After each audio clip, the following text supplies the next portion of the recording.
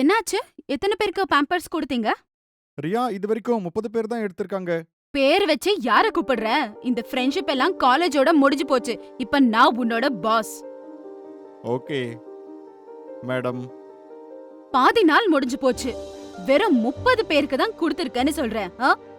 100 பேருக்காவது கொடுத்தாதான் 2-3 பேராவது வாங்குவாங்க. மேடம் யாரும் எடுத்துக்கல, என்னால என்ன பண்ண முடியும்? பாரு, ப்ராப்பர்ட்டிக்காக இன்னைக்கு சாயந்தரம் அட்லீஸ்ட் 10 பேராவது வந்தாகணும். அப்படி இல்லனா உன்னோட salary கட். அப்புறம் இன்னொரு விஷயம், நாளைக்கு செக்டர் 24ல நீ நிக்கணும். இல்ல இல்ல மேடம், என் பொண்ணு அங்கதான் ஸ்கூல் போயிட்டு இருக்கா. என்னால அங்கெல்லாம் போக முடியாது. ஹே கேளு, காலேஜ்ல ஒன்னா படிச்சன்றதுனால தான் உன்கிட்ட சாஃப்டா பேசுறேன். அப்படி இல்லனா இப்படி நின்னுட்டு உன்கிட்ட பேசிட்டு இருக்க மாட்டேன். Let's go driver.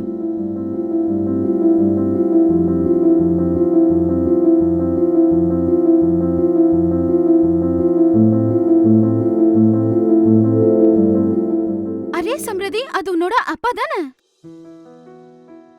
ஏதோ ப்ராப்பர்ட்டி ஒர்க் பண்றாருன்னு சொன்ன. ஆமா. அது ஆனா ஃபன்னியா இருக்காரு. சரி நீ போ, நான் வரேன்.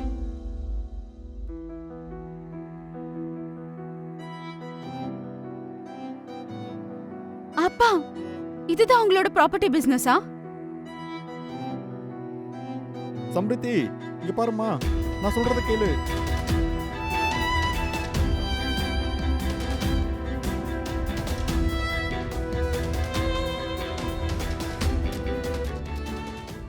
சொல்லுங்க மேடம், என்ன கூப்பிட்டிருந்தீங்க? இன்னொரு விஷயம், நாளைக்கு நீங்க உங்களோட ஃபேஸ் பெயிண்ட் பண்ணணும், ஓகேவா? என்ன?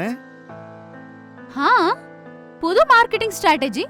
ஜனங்க நல்லா அட்ராக்ட் ஆவாங்க. ஃபேஸ்ல பெயிண்ட் பண்ணணுமா? அது எனக்கு ரொம்ப டேஞ்சரா இருக்கும் இல்லீங்களா? இதுல பிரச்சனை என்ன இருக்கு?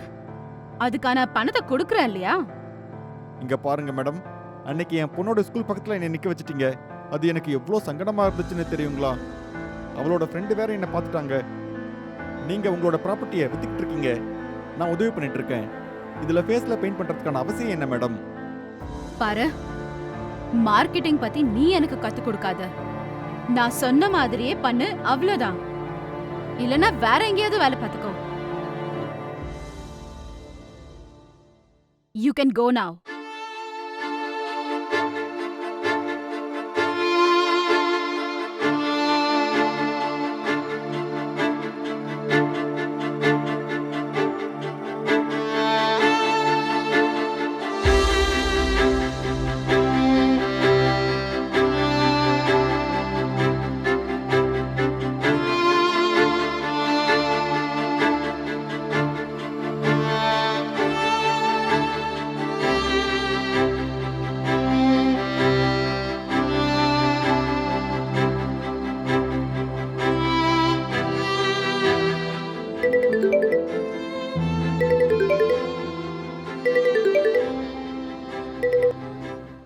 ஹலோ இன்னைக்கு ஏதாவது இம்ப்ரூவ்மெண்ட் இருக்கா?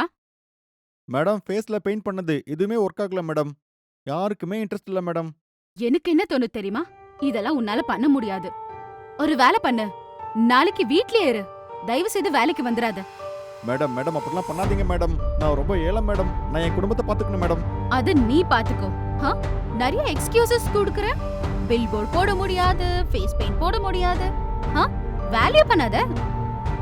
Hello hello hello madam.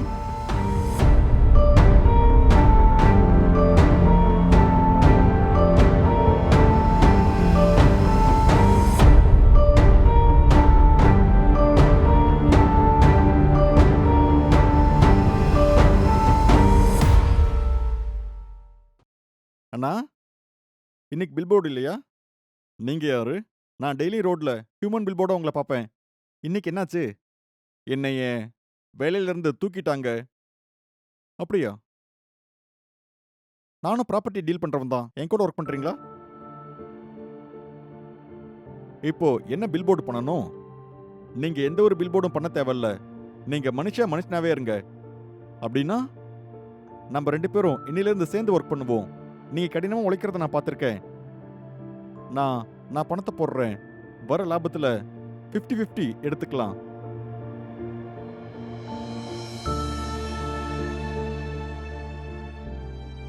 நீங்க ஒர்க் பண்ணணும்னா எனக்கு கால் பண்ணுங்க.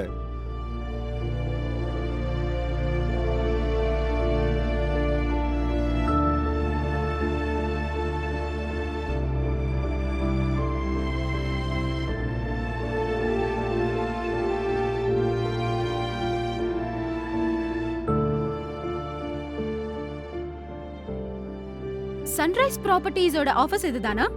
ஆமா.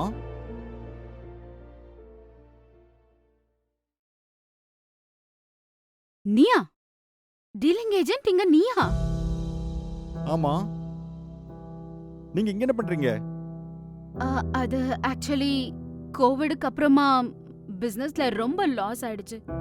நான் என்னோட ஆரோகன்ஸ்க்கு இம்பார்ட்டன்ஸ் கொடுத்தேன். கிளைண்ட்ஸ் மற்றும் கோவொர்க்கர்ஸ்க்கு எப்பவுமே ரெஸ்பெக்ட் கொடுக்கல. அதனால டவுன்ஃபால் வந்தப்ப யாரும் எனக்கு சப்போர்ட் பண்ண ரெடியா இல்ல. அதனால நான் என்னோட வீட விக்கணும் அப்படின்னு நினைக்கிறேன். இட்ஸ் ஓகே சுஷில், எனக்கு புரியுது. நான் உன் கூட கூட ரியா, நீங்க என்ன பண்ணீங்களோ அதோட விளைவு உங்க முன்னாடி இருக்கு. நான் உங்களை பழி வாங்கணும்னு நினைக்கவே இல்லை. உங்க ப்ராப்பர்ட்டி விற்கிறதுக்கு நான் உதவி பண்றேன். நிஜமாவா?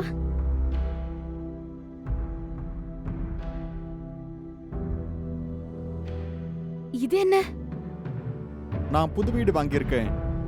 வாழ்க்கையில உங்களுக்கான சரியான நேரம் வர வரைக்கும் நீங்க வேணா அங்க தங்கிக்கோங்க. நீங்க வாடகை எதுவும் கொடுக்க தேவையில்லை.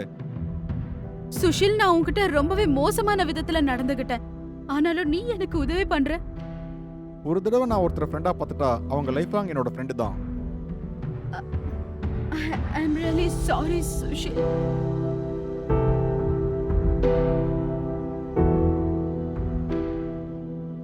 மனுஷங்களை விட பணம் தான் முக்கியம் அப்படிங்கிற உலகத்துல தான் நம்ம வாழ்ந்துகிட்டு இருக்கோம். நம்ம என்ன பண்ணிட்டு இருக்கோம்னு நம்ம யோசிச்சு பார்க்கணும். இவ்வளவுதான் இந்த ஸ்டோரி. அடுத்த வாரம் பார்க்கலாம். பாசிட்டிவா இருங்க. கடவுள் ஆசீர்வதிக்கட்டும்.